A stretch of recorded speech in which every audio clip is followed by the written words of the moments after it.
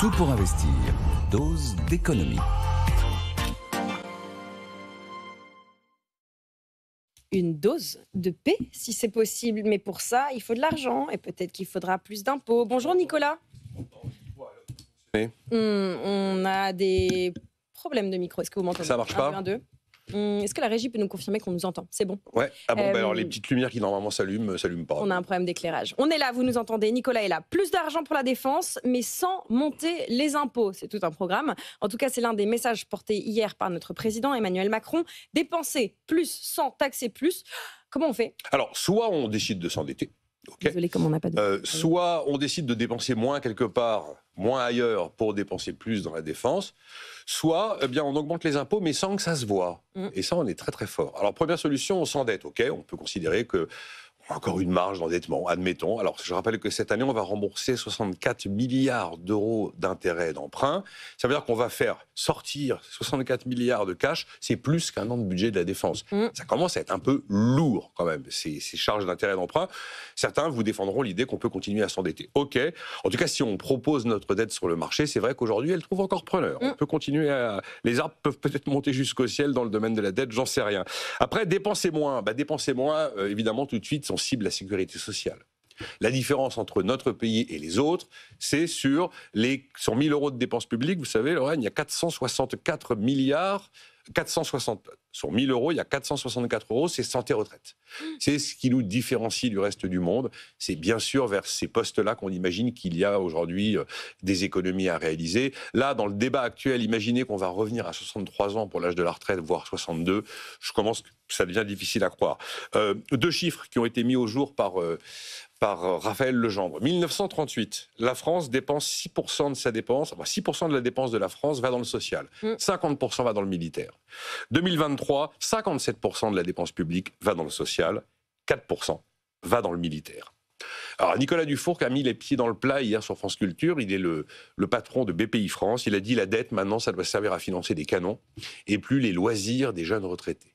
Et il a parlé du grand loisir de la soi-disant vraie vie après la soi-disant vie difficile au travail. Le moins qu'on puisse dire, c'est qu'il n'a pas mâché ses mots. Donc dépenser moins, automatiquement, on ne peut pas ignorer la sphère sociale si on pense qu'il faut dépenser moins. Je rappelle que ce n'est pas dans la dépense publique d'État que la France se distingue des autres pays. Et aussi, dépenser moins, ça veut dire s'occuper de la 3e fonction publique, les collectivités territoriales. Et là, le sujet de la dépense, ce sont en tête les effectifs. Ça veut dire qu'il faut arrêter d'embaucher à tour de bras dans les collectivités locales et sans doute ne pas remplacer des départs en retraite. Comme a dit encore Nicolas Dufourcq, on ne peut pas se payer tous les Himalayas en même temps. Nicolas, je vous ai bien entendu. Vous avez dit augmenter les impôts sans que ça se voie. Absolument. Qu'est-ce que vous voulez dire? Eh bien, ça veut dire que vous n'augmentez pas les prélèvements obligatoires, mais vous baissez la dépense fiscale. Ça veut dire que je taille une niche fiscale, je coupe une subvention, je réduis un crédit d'impôt. À chaque fois, je n'ai pas augmenté les prélèvements obligatoires, à chaque fois, j'ai réduit la dépense fiscale. J'ai réduit la dépense publique, mais la dépense fiscale. Si je décide de supprimer l'abattement de 10% des retraités qui payent l'impôt sur le revenu, ça n'est pas une hausse d'impôt, figurez-vous. C'est une baisse de dépenses fiscales. Quel est l'effet pour le retraité qui n'a plus son abattement de 10%? Le même effet, exactement le même effet qu'une hausse d'impôt. Ça s'appelle augmenter les impôts sans que ça se voit. Quand on dit pas augmenter les impôts, évidemment, on va pas toucher aux cathédrales. Les cathédrales, c'est l'impôt sur le revenu, c'est la TVA, c'est la taxe sur les carburants, voilà. C'est les cathédrales que tout le monde voit. Mais alors après, les chemins de traverse sont quand même ultra nombreux. Ensuite, augmenter les impôts sans que ça se voit, ça veut dire abandonner la lutte contre l'inflation, laisser repartir l'inflation. Généralement, dans l'histoire, les périodes de choc géopolitique comme ça sont des moments où la monnaie est souvent sacrifiée. Ça veut dire qu'on accepte l'idée que l'inflation repart. Et l'inflation, c'est un impôt qui ne se voit pas. Voilà. Quand tu n'as pas d'argent, tu le voles. Ça s'appelle l'inflation. Voilà. Après, il y a une autre piste qui peut exister dans des temps troublés, c'est de décréter un emprunt obligatoire. On va avoir les épargnants. Et tous les épargnants qui le peuvent sont obligés de souscrire un emprunt de la nation. Alors sinon, la meilleure piste, si on veut essayer d'écarter toute mon histoire qui précède, c'est accroître le PIB, c'est accroître la croissance potentielle.